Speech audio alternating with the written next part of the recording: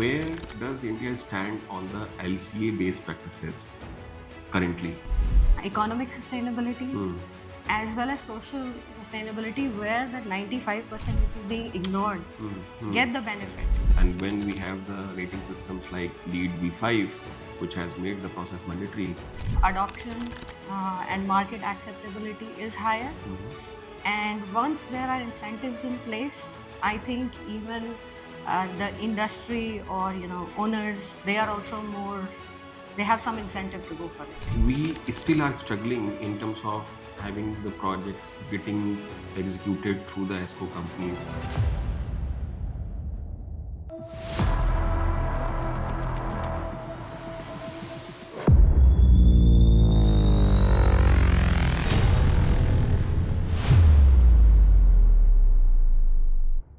दोस्तों, GT log podcast के इस एपिसोड में एक बार फिर से आप सब लोग का स्वागत है। मैं आपका होस्ट अनुराग बाजपेयी, मेरे साथ में हमारी guest Surabhi Joshi. Surabhi, welcome to the podcast. Thank you Anurag. Surabhi, carbon neutral या building life cycle, both are very much like interrelated. You have written a book long back in 2010, AIA Guide for Building Life Cycle.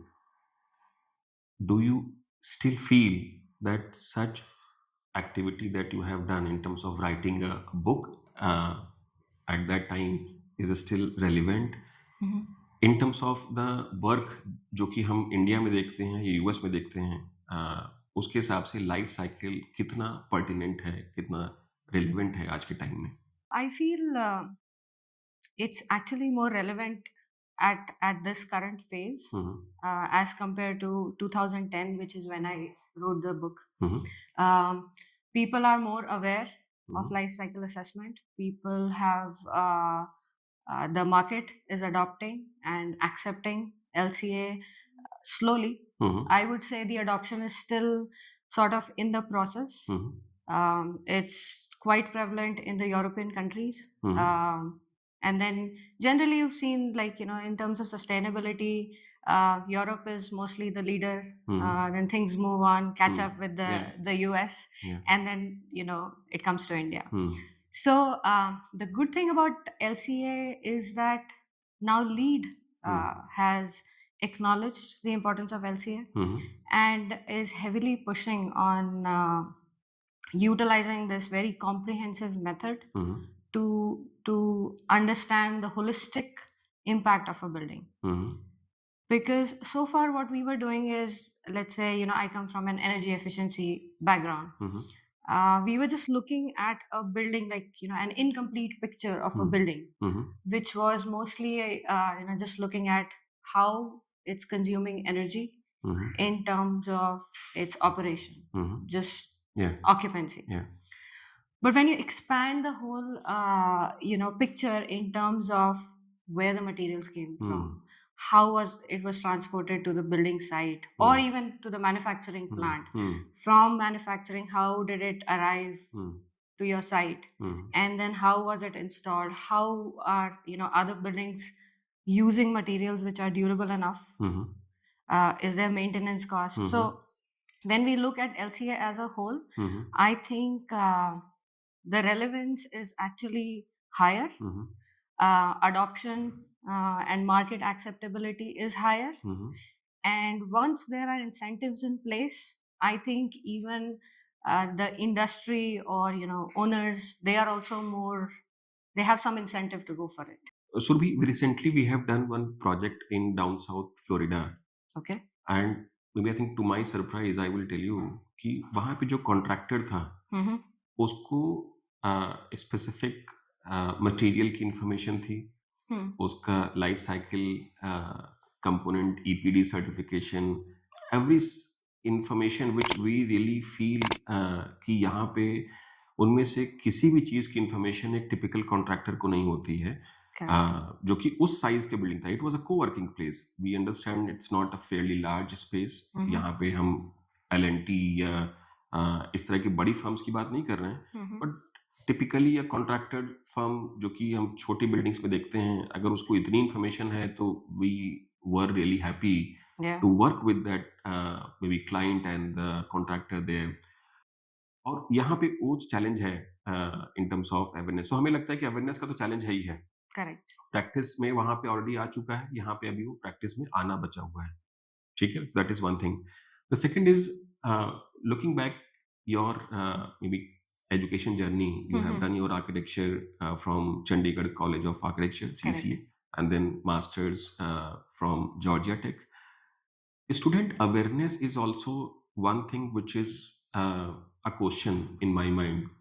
तो generally वहाँ पे, अब तो वैसे 15 साल पहले की बात है, not now, maybe I think the current scenario must be different, but I am talking about the back then scenario, not now.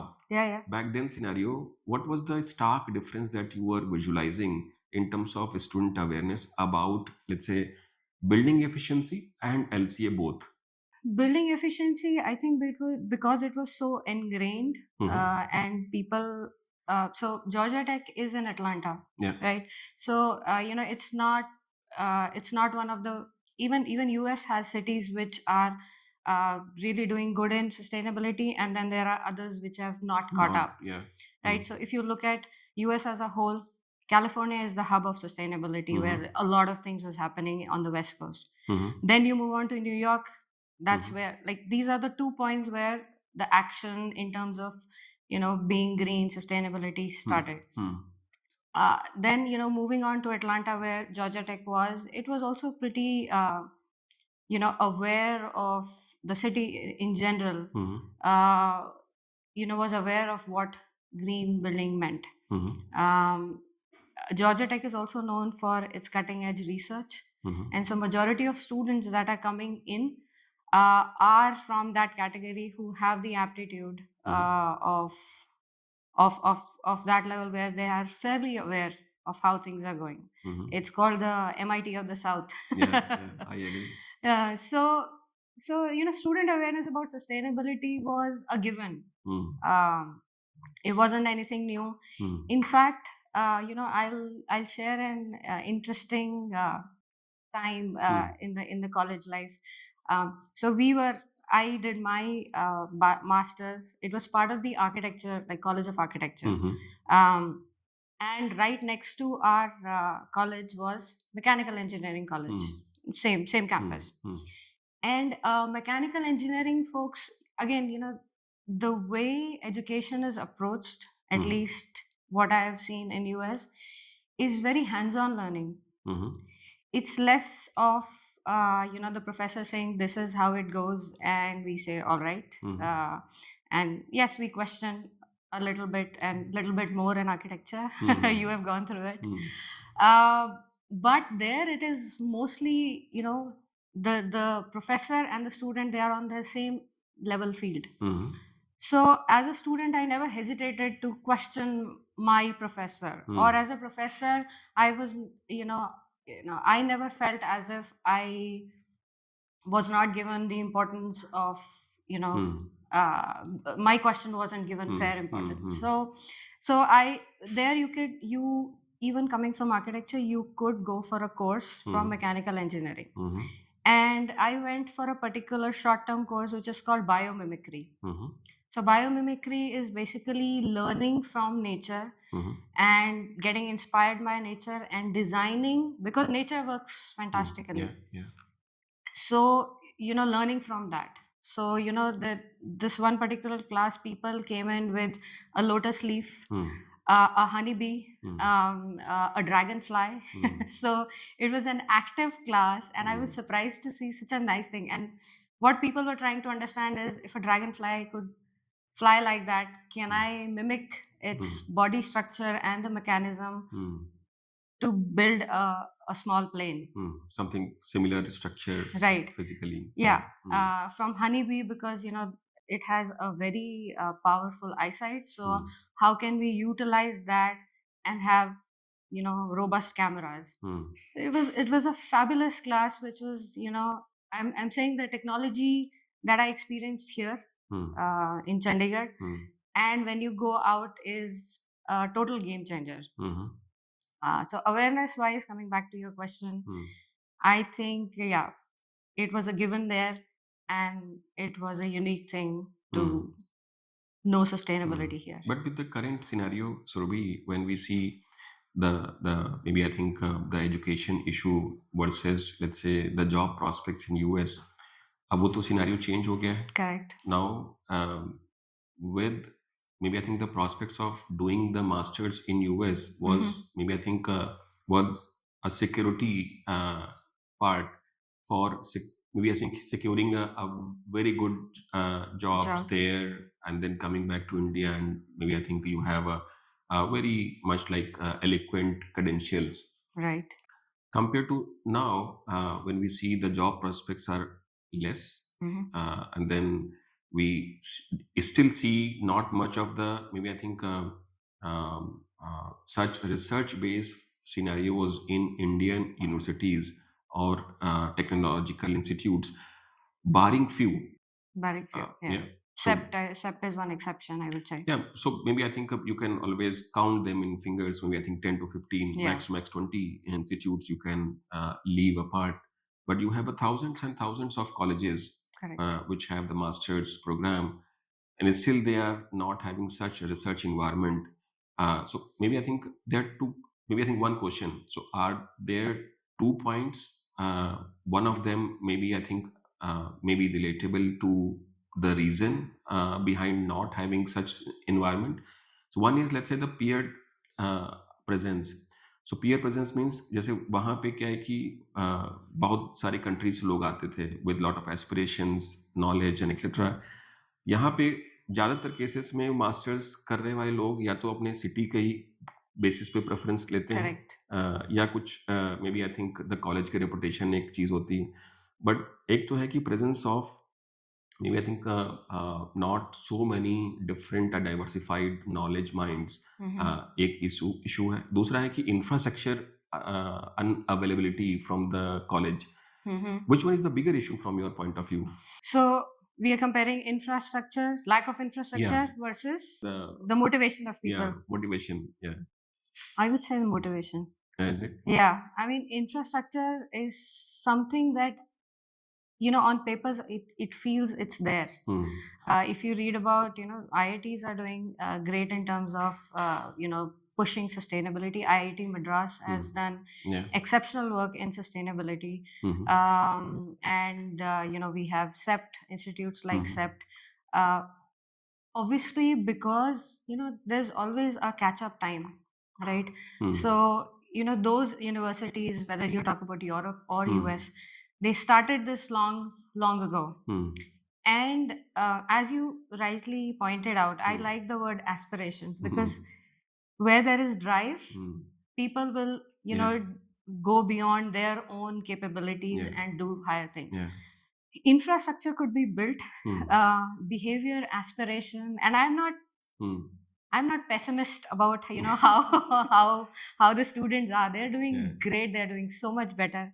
I recently visited an architecture college in Pune, and I would say that their work was way better than what we used to do. They're doing 3D modeling. The sustainability component is quite well captured. They're looking at building city blocks as a whole, rather than just building, which gives you a clearer picture of how the building impacts the whole block. So I am very hopeful about how the current students are in India. But with the policies and the general atmosphere in US right now, I think it will be wonderful if we can have more institutes like IIT Madras or SEPT, which are doing very good coursework in sustainability, in building energy efficiency. Very good. Okay. You have mentioned a couple of times so far that asking questions is easier there. Do you really realize that asking question in Indian universities from the professor is something which people don't have maybe I think a habit here, or asking question is not the very appreciable task from the students? It's changing now, but generally, even if you compare right now, so in India, even in schools, I'm sure You have seen this with you or, with kids these days. I'm a parent, I have a son. Now kids are, more open to asking questions. But, and, I'm not blaming it on teachers. Maybe was our mindset that we always placed teachers at a higher level, and, students being just receivers. Whereas I feel in US, and I have spent about 6 months in US when I was in school as well. So there was one day where I went to a US school when I was in 8th or 9th grade. So I got to see how their school system works. I compared books.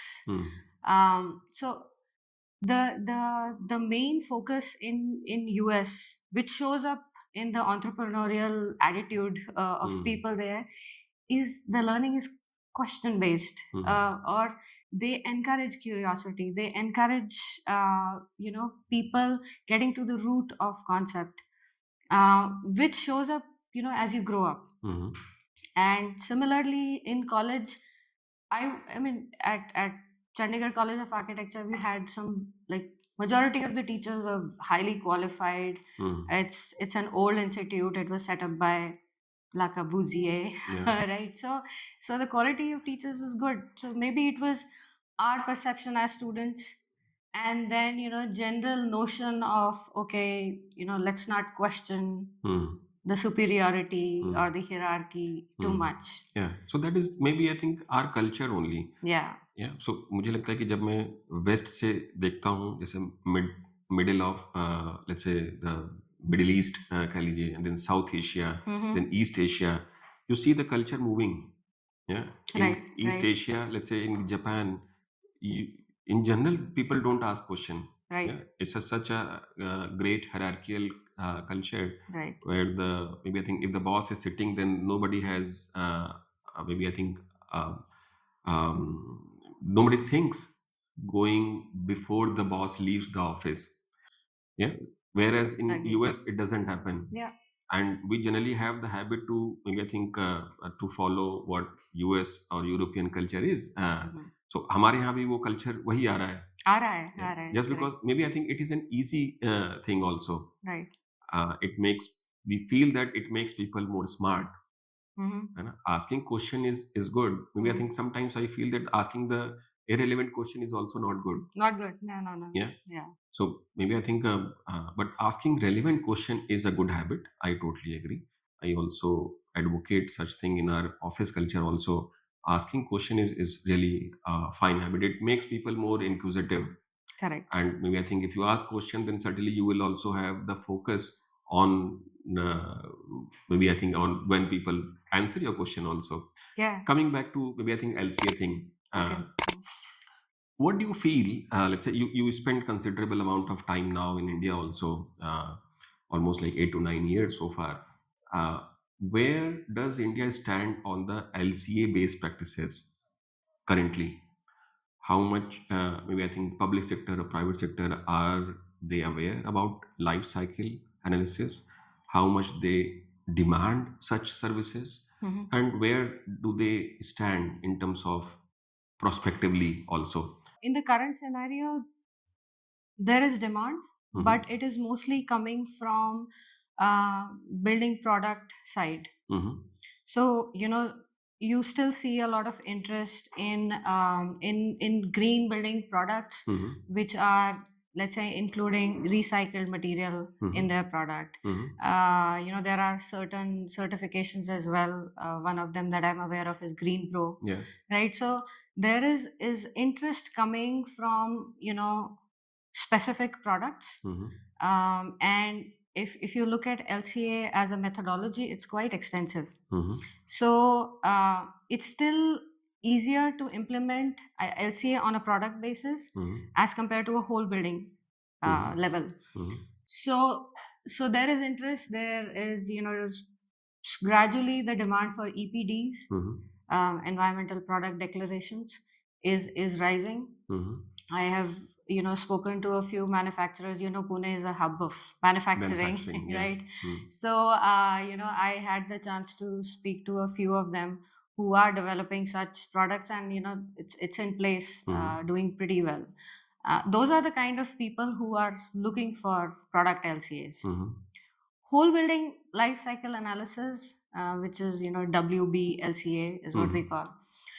It's still not in not in the mainstream practice. It's probably looked at as a research topic, more academia based. In India, for sure.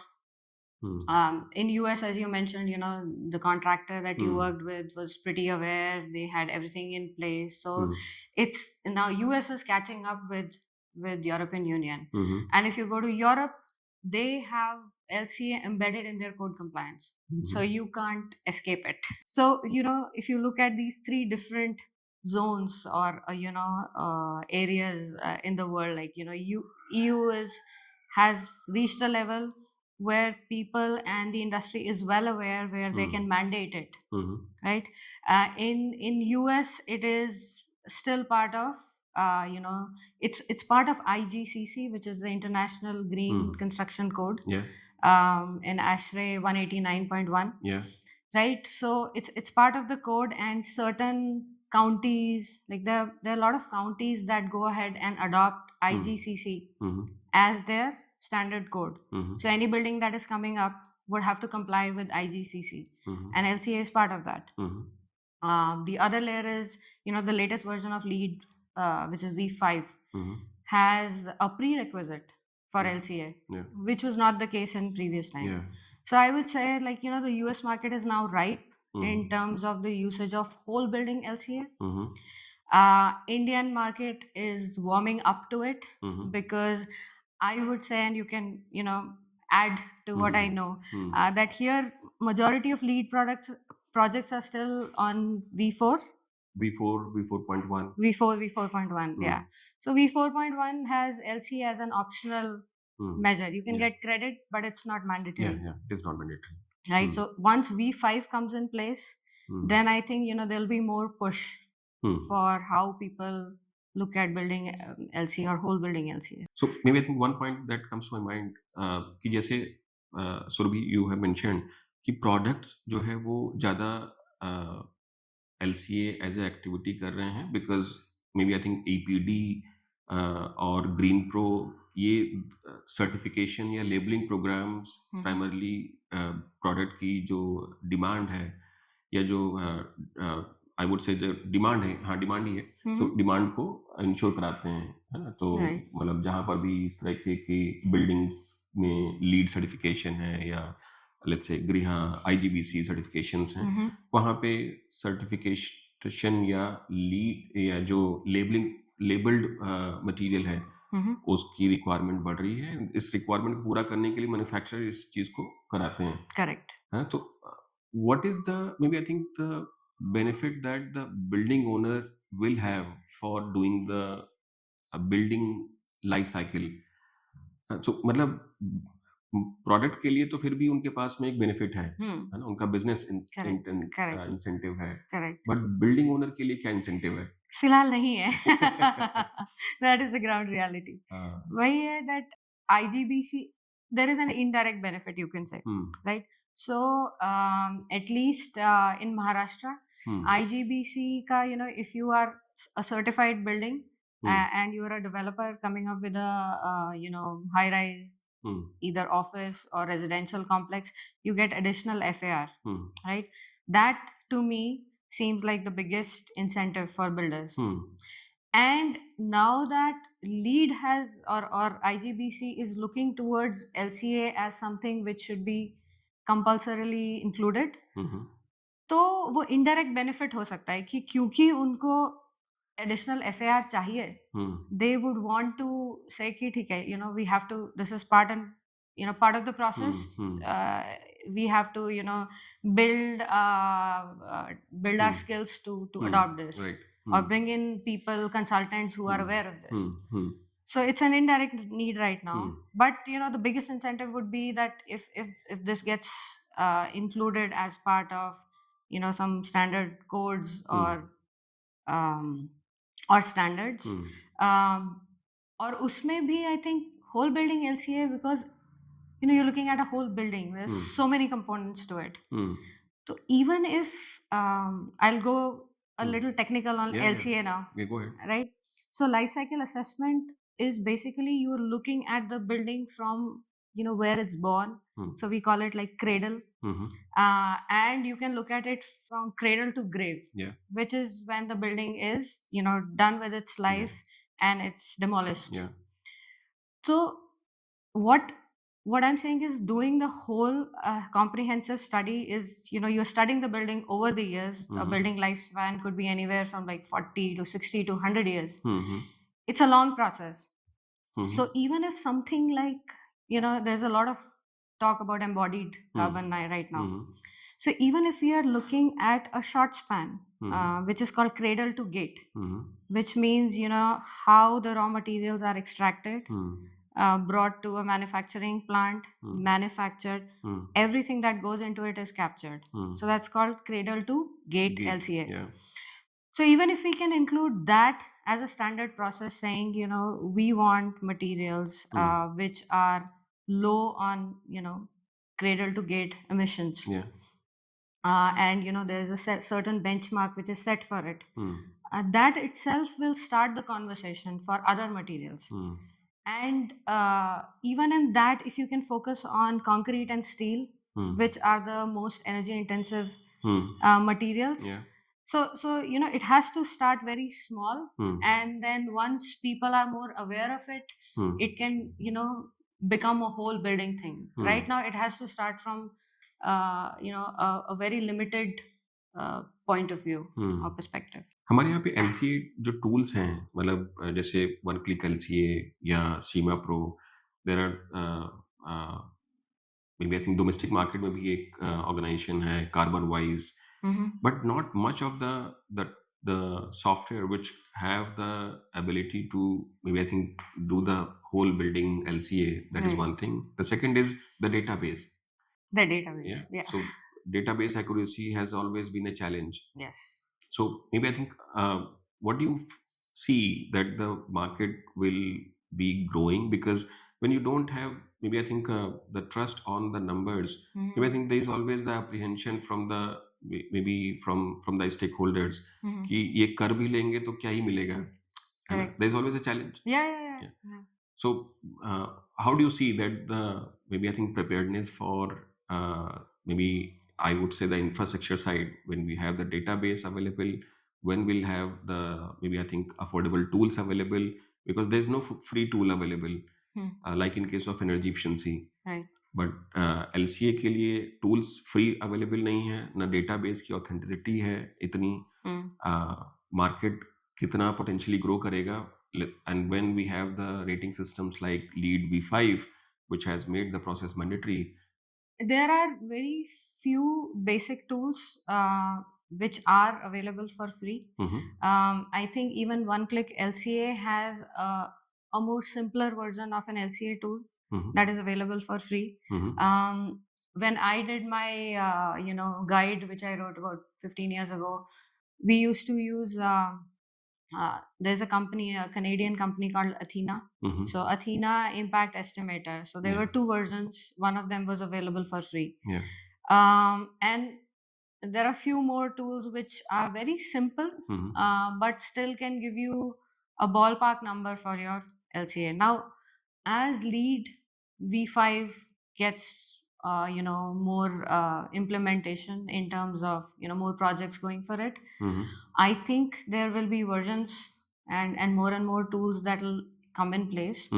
But mostly you've seen that the software market as well as the adoption goes hand in hand. Once the software market sees the demand, they upscale and bring in the tool with it. You will see several, again, talking about building energy efficiency or simulation tools. All those tools started as very basic, just energy efficiency measuring tools where you're running your base case and you're running, a proposed case with a lot of strategies, energy efficient strategies, and trying to understand what are the savings. But gradually, as lead got traction, Other systems got traction. They have added their tools like lead template generator, or other things which get onto it. It only comes from when there is a demand. So I would say that the adoption of either rating systems or code will drive the software industry to produce maybe both versions. One more sophisticated one, which is a price for the consultant. Yeah. And then simpler tools which would be available for free just for people to get started. Very nice perspective. Yeah, yeah. I think in India in general, when we see the projects which are getting rated, maybe because of the self awareness, and the second is maybe because of the incentives. Right. But ये जो market है वो सिर्फ 5% construction को ही represent करता है. 95% construction may be they don't have such aspirations also for the rating. They don't have any specific usage of the sophisticated tools. Correct. Maybe I think the building energy efficiency codes, they have a role to play. अभी के time में जो bureau of energy efficiency का code है ECSBC, Right. Energy conservation sustainable building code, उसमें LCA का inclusion नहीं किया गया. ऑल्दो वी वर एंटिसिपेटिंग कि इस नए वर्जन में which got released in 2024, Okay. Now the states are in process of implementation of that code. Right. उसमें LCA कंपोनेंट को इंक्लूड किया जाएगा. Okay. इसका जो इम्प्लीमेंटेशन होगा वो उसी तरीके से ज़्यादा होगा जब building codes they will start talking about the life cycle. And maybe शायद नेक्स्ट वर्जन में उसका कंपोनेंट इंक्लूड सर्टेनली किया जाएगा.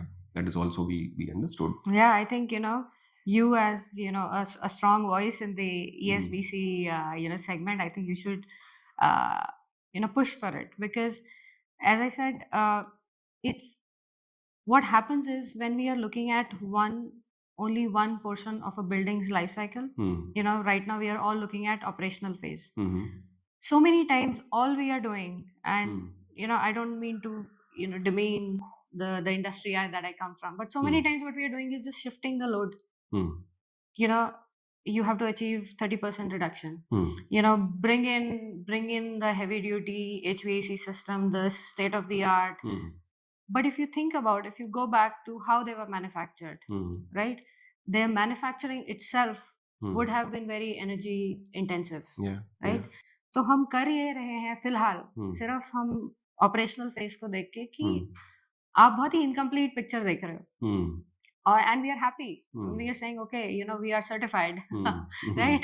तो जब इस स्कोप को थोड़ा सा एक्सपैंड करेंगे ना, then I think true sustainability would come from that. Because we are making sure ki if a building does not need a high tech solution, maybe we can work with a low tech solution. And I'm glad that there are research institutes and companies. I am in touch with RMI as well, so they are doing those kind of work which are for LODA, right? So they are delving into research, they are monitoring systems and spaces and getting feedback and doing that. So I'm sure you are also involved in getting and pushing for strategies which are low tech, which are truly sustainable. So if we go back to the definition of sustainability, it has three legs, right? It is economic, social, and environmental. Right. So with high tech solutions and looking at a portion of a building life cycle, we are only solving environmental sustainability for that phase of whatever lifespan of the building is.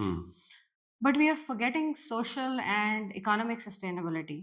When you think about low tech solutions, economic sustainability, as well as social sustainability, where that 95% which is being ignored get the benefit.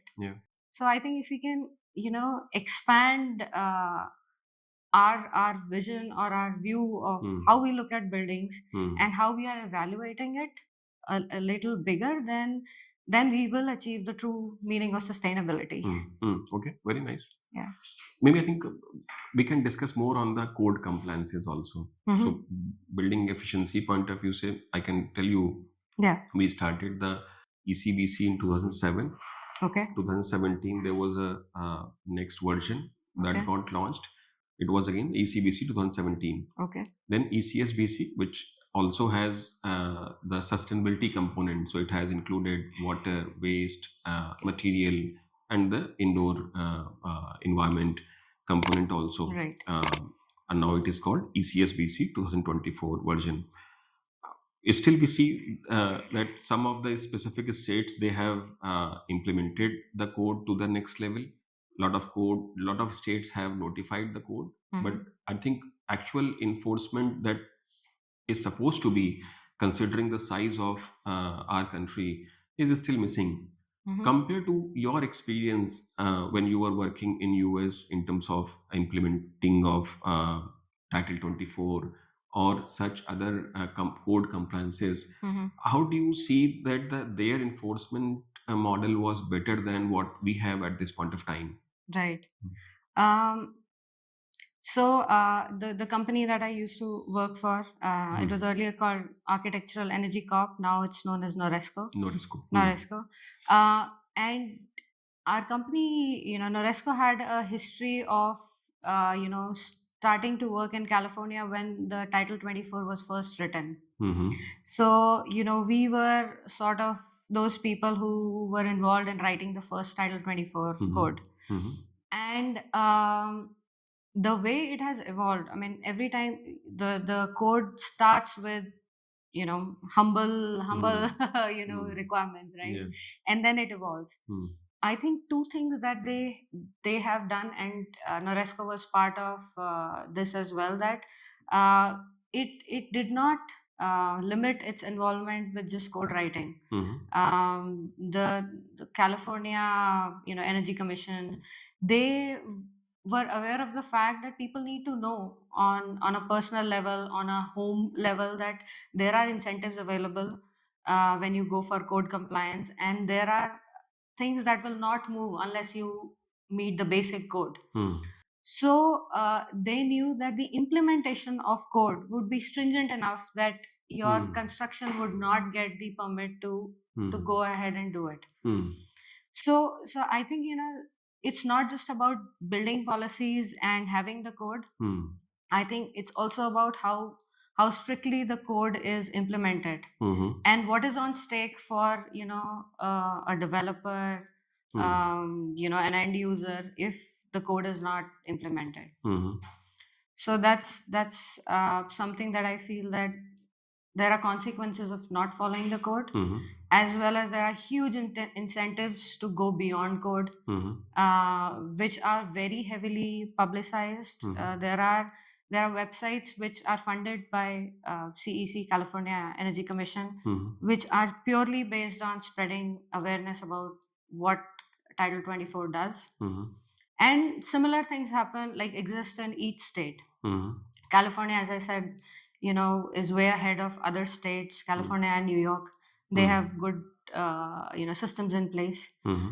Colorado, I worked in Colorado for about 5 years, so Colorado is also very progressive, especially because they want to preserve the natural, resources that they have. Yeah.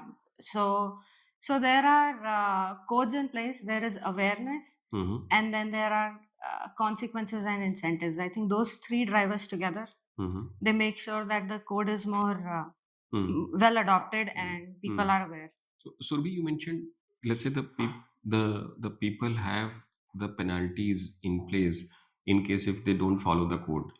हमारे यहाँ India में शायद that is one thing which is missing.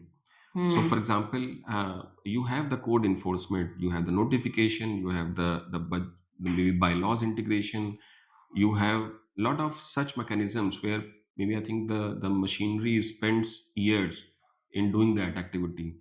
But I think the moment you start writing the penalties, Correct. then only the maybe I think the bureaucrat, they become lenient, or the policymaker becomes lenient. They feel that maybe I think the moment is linked with the, let's say, the penalties, or let's say the deferment of the building occupancy certificate, it will make the hue and cry for the public. Correct. And maybe I think they want to avoid such scenarios. Right. But I really feel that that is not the issue. The issue is less awareness in any case. Because why will the code not get implemented if the buildings are getting designed with a lot of engineering consulting firms? People understand when There's a lot of research that goes into it, there's right? a lot of research. I mean, you are actively involved in that, and I'm like, we as consultants, as sustainability consultants, invest a lot of knowledge coming from very authentic sources, and a lot goes in actually building it. And it's a heartbreak to see that all that good information is just on paper, and people are unaware of it, or it's not being utilized. I'll give you an example from from where I live. So I live on the outskirts of Pune. It comes under PCMC, Pimpri Chinchwad Municipal area. corporation, Municipal corporation. Very active municipal corporation. I think the last commissioner we have, his name is Shekhar Singh. He was excellent at identifying things that the city needs and implementing it. Very well educated and far-sighted commissioner, I would say. Very nice. And a lot of it was implemented. But how did I get to know about it? It was through LinkedIn, right? I was reading about what's happening on PCMC and what's the green sustainability scene. But as a resident of PCMC, although I saw that the road right next to our society got rebuilt, there was a red patch assigned which had like a picture of a cycle, which meant that this is a biking or cycling lane. But what we saw was auto rickshaws going on the other direction in that lane. So I feel that a lot happens, a lot of ideas get implemented with a very noble vision, but it does not reach the public. People, I mean, I and the society I live in are people who are very well educated. A lot of them are entrepreneurs or owners of some manufacturing or engineering company in PCMC. So we are talking about the high middle income group. Even if those people haven't caught up or are unaware of things that are in place in their own city, I think there is a strong missing link that needs to be put in place so that these two are connected. And that's one of my so-called passion project that I would like to work on in future. Is sustainability at home, or sustainability in smaller setups. Because I feel that there are, even in India, right, there are policies in place which are implemented or designed at national level. Then there are policies in terms of like state level policies. Then you go to city level initiatives and drives. Municipalities, right? So PCMC, another example is they have mandated segregation of waste. And penalty wise, this is an excellent example. That the penalty is that after a few number of times, if the garbage truck has come to pick up the waste and they do not find segregation, they will stop picking up the waste from a society. Now imagine the plight of waste sitting there for a society, right? Excellent idea of a penalty. But the workaround is that the society will pay a private vendor to come and pick up the waste. So there is like the key behavior that is missing. There's so much coming from up top. And whenever when we talk about problem solving in general, there is a top down approach, and then there is a reverse bottom up approach, right? So top down is happening. I feel bottom up is missing in India. That's tough piece to solve, but it definitely needs a lot of attention. If we can get that right, a lot of things which are happening in this middle sphere Very nice. will get resolved. Very good. Yeah. A lot of questions that I have to ask from you. Yeah. I think one question which is related to ESCO, energy service companies. In India, we have close to maybe I think 130 plus companies which are impaneled by Bureau of Energy Efficiency, Okay. as in ESCO companies. Uh, and then when we look at the China, we have almost like 5,000 plus, and in US also there are substantial numbers. Right. You yourself have worked with Noresco. Yes. In terms of the market component, we still are struggling in terms of having the projects getting executed through the ESCO companies, maybe because of maybe uh, certain technical reasons. Let's say M&B is not in place. There are certain trust issues. Right. You put in the money and install in someone else's premises, and then they stop paying you back in terms of the savings component. It's performance based. Yeah, it's Yeah. performance based. What is the specific, maybe I think a 1 point or 2 point that made the ESCO implementation successful in US? If you have any specific insight for this. I think you rightly pointed out one of the bigger issues is systems in place. Um, if you look at the building industry as a whole in India, we have come a long way from where we were in the 2000s when the whole green building scene was starting up, right? So it's excellent progress. But if you look at how our systems are, how we know the role of contractor is defined, very well defined. If you think about US, the roles are very well defined. Even once the building is handed over, when it's occupied, how the facility manager is going to operate the building, what are the different entities involved, regular audits, maybe on a yearly basis or 3 yearly basis, are systems that they are already in place. So there's nothing new that they would have to do. Obviously, there will be additional things, but the basic structure is already in place when they are operating bigger commercial, buildings there. And so when you talk about an ESCO coming in, mostly ESCOs, tie up with, let's say, a large university campus where there are multiple buildings. They would run the whole. They would look at the whole campus and then identify, okay, these are good buildings to work in terms of ESCO. So because everything is already organized, to put something like an ESCO or a performance incentive program over it is easier. We have to come to that level of having a system in place where we can easily implement ESCO on top of it.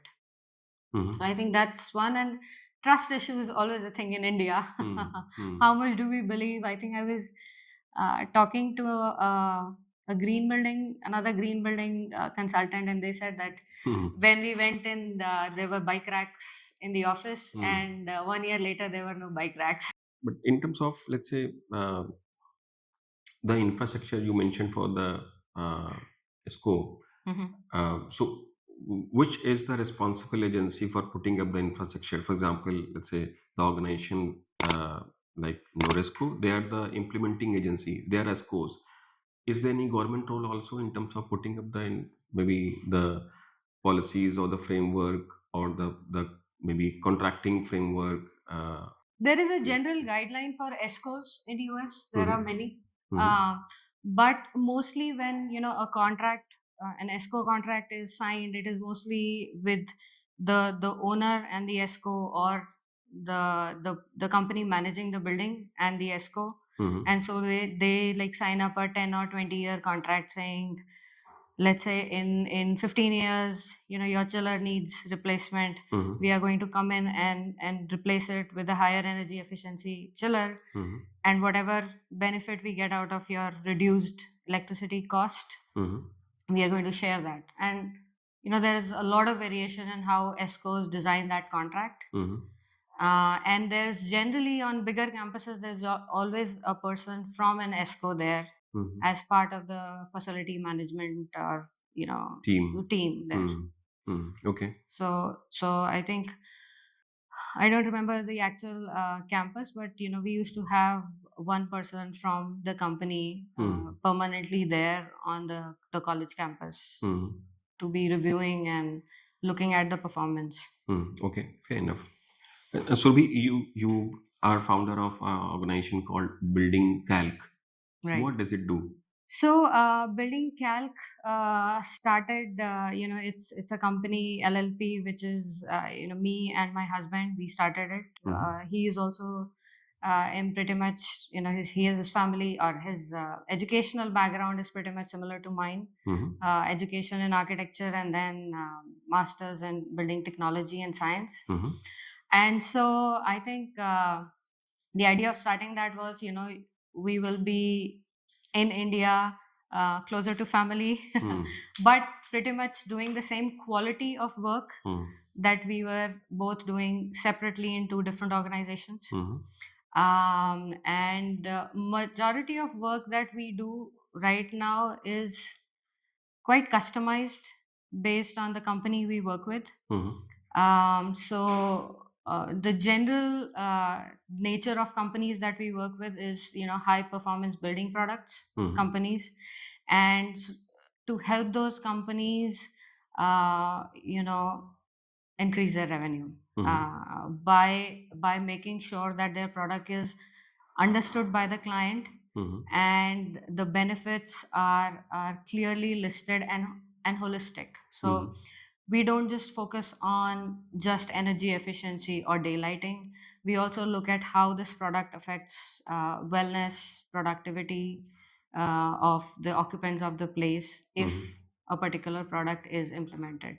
So it is for the product manufacturer or for the maybe I think the end.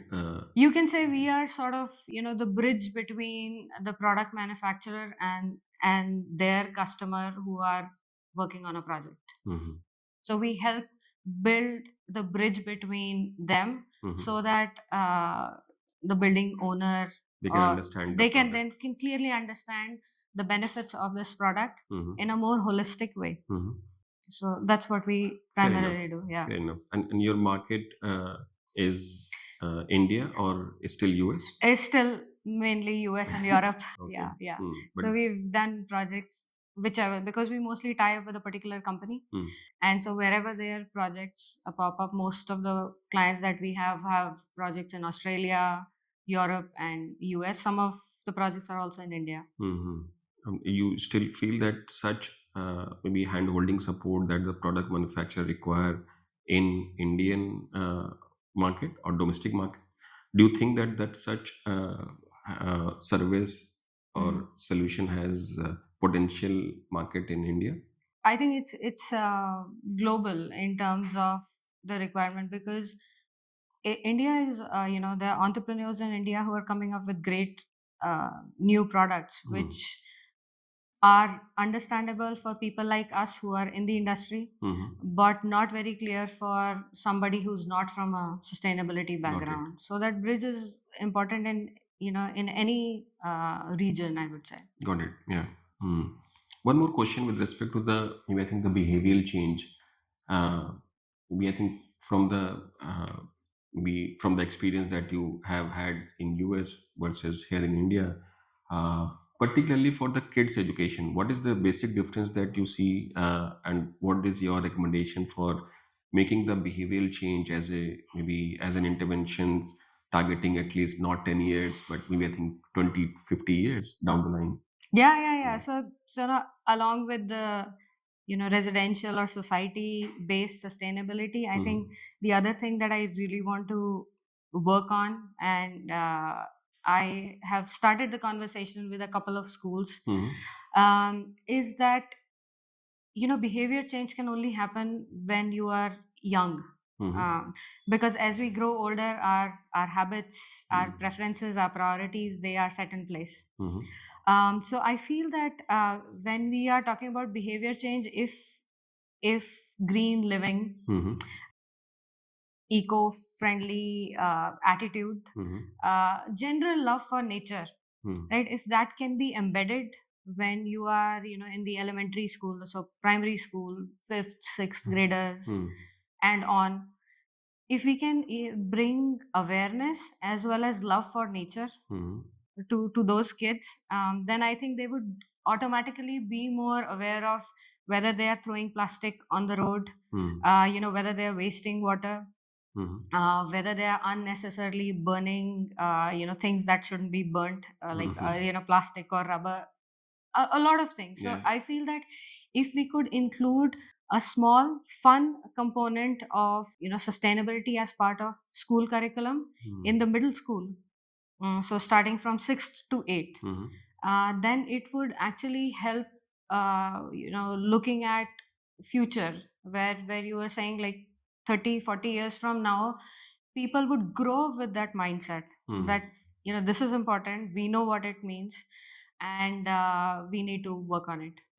Most of the school education already has embedded SDGs and such, maybe carbon neutral. Do you feel that maybe I think the human behavior will be changed with such terminologies based on knowledge, or the specific environmental knowledge which we have already as a legacy of Indian culture? What is your maybe I think preference in this case? No, so we should never forget vernacular. Like you and me, we've come from architecture backgrounds. Vernacular is something that we should always run towards. But what I think I am emphasizing is that they should, the kids should understand from play. That is the best way that kids understand. Why are they into gaming these days? Because there's play involved, there is win and lose. So if it is more of a hands-on thing, project-based learning, rather than just a paragraph in the book, I think it would get ingrained in their brain better. Great conversation, Survi. I think thank you so much for sharing a lot of knowledge and wisdom and experiences with us. We also have a rapid fire round also. So the first question is one building material which the Indian architects generally have underestimated while designing the buildings. See, glass gets a bad rep in general. Like we say that, reduce the glass. That's our first stand. But what we also should realize is that glass is here to stay. We want, as humans, we want some connection to the outside. So if glass could be looked at as something to work with, and understand it more better, that's a product to focus, because it's inevitable. It's here to stay. And so Appropriate usage of glasses. appropriate usage of glass, and it's not just, you know if you look at wellness studies, then glass is not just for how the building looks. It's a critical component which connects the occupants to the outside. Yeah. So we should look at it from that perspective. Maybe from your experience in domestic market versus internationally, you're not a rating person at this point of time. But if we ask you to select or recommend, let's say, lead Griha versus IGBC for your clients, which one would be your pick? I don't think I can answer that right now. It would be unfair, because majority of my experience is with lead in US. So unless I have like gotten into details with Griha and IGBC, I don't think I can answer. Embodied carbon versus operational carbon. Which one of these options should India prioritize at this point of time? I think operational carbon is already getting enough attention. I think now it's the time to bring awareness about embodied, because one is already in place. People have heard enough about it. Embodied carbon. Embodied carbon, Yeah. I think. Yeah. The one climate zone in India which building design is most misunderstood. I would slightly, modify that to is tough to model for. I say, Mumbai. Mumbai or places which have like high humidity and heat, because humidity is something which we mostly look at climates from a high heat or high cooling day perspective. Humidity changes a lot in terms of how systems work and how it changes throughout the year. So I think coastal areas with high humidity and warm climate are the tough ones and need more, attention. Yeah, ventilation based. Ventilation based, humidity can cause a lot of indoor air quality problems. So it's a more, it's a system or a building that needs more attention. Yeah, from the health and wellness perspective also it is Yeah, important. I mean, I come from Rajasthan, where the weather is very crisp, and it's either summer or it's winter. There is no monsoon, so maybe it's also coming from that perspective. One thing from maybe I think American building perspective or practice, which is the one practice that India should aspire or inspire from immediately? I think I would say schools and how there are exhibits in school a lot. So green schools is a very popular thing in US, and it's not just part of their text, but they have exhibits. So I have worked on a few schools where the strategies have been implemented, but at the same time there is information available right there in a format which kids can understand or be interested in. So let's say if I know that there are LEDs here instead of CFLs, there would be a very cool graphic here explaining why. If I have like small windmills on top of my school, and people could see, actually, they would make it visible that it's producing electricity is moving from here, it's getting collected in the school battery, and then it's powering this room and this room. So it has to come from the side of play. Yeah, real life demonstration. Yes. And what is the reverse of it? So how maybe I think the one thing that US can learn from Indian building practice. Vernacular. Still, if you go to some like buildings or old construction in Kerala, the humid climate that I was referring to, they still work wonderfully because they're not closed spaces. They have like an open courtyard. There is enough ventilation, still cool in warm, humid climate. So I think what the world could understand from Indian architecture or vernacular architecture is that we were already building according to the climate. Rajasthan again has brilliant mechanisms, jali and chhajjas and everything in place. Cool roof. They were using matkas on the roof as well. So there's a lot that has been lost. And then we can go back to the low tech solution conversation. Yeah.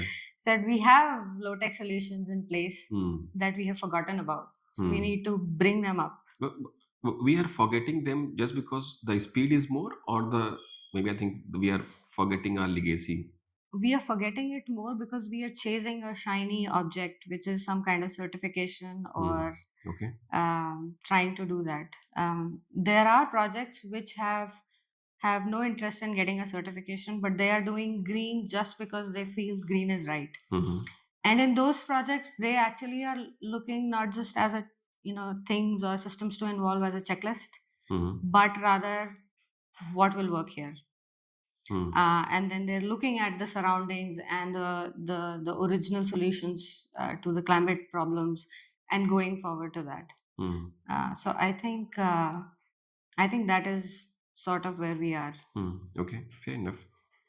Okay, and what is the latest sustainability habit that you have adopted for you and for your family? I will say it's a very small thing, Yeah, please. which I learned on one of the environment days. So when you get a milk packet, you don't snip it, you just make a cut, Yeah. so that the small piece of plastic is not lost with your wet waste. Yeah, very nice. Yeah. So that's one thing that I have implemented. I've hammered my neighbors enough saying, do it, come on.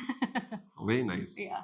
Great. Thank you so much, Surabhi. I think it was a very natural flow of conversation. I really enjoyed it. I'm sure like our audience must have enjoyed it as well. In case if you have any specific question or query with Surabhi, we will put her LinkedIn ID in our channel description. And if you have any specific suggestion or query to us, you can write to us at social@greentree.global. Thank you so much for your patience listening. Thank you so much, Surabhi, for making it too. Thank you. My pleasure. Yeah, Yeah. my pleasure. Thank you so much.